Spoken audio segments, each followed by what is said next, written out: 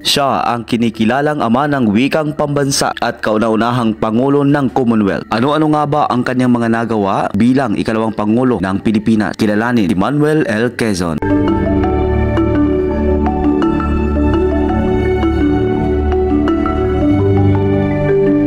Si Manuel Luis Quezon A. Molina, o mas kilala bilang Manuel L. Quezon, ang naging pangalawang Pangulo ng bansa at unang Pangulo ng Commonwealth ng Pilipinas.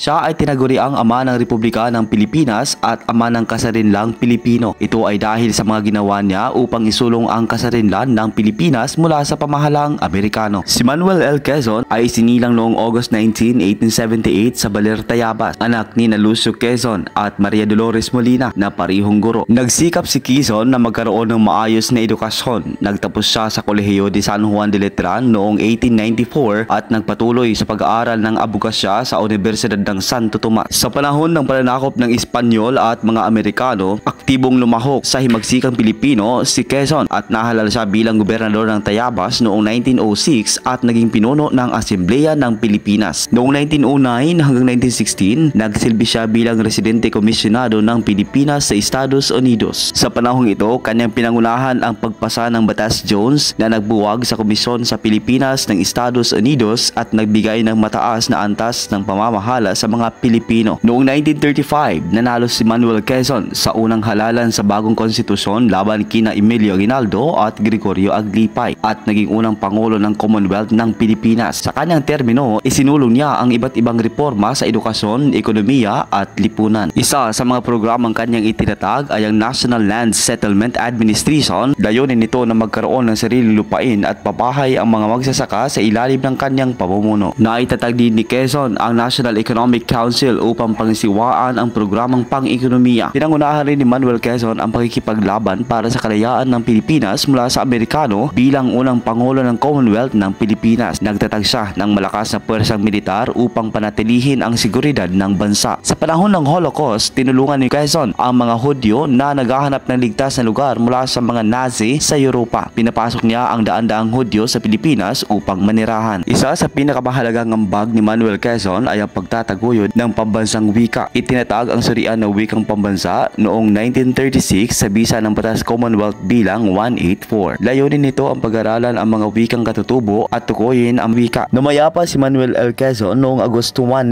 1944 dahil sa sakit na tuberculosis.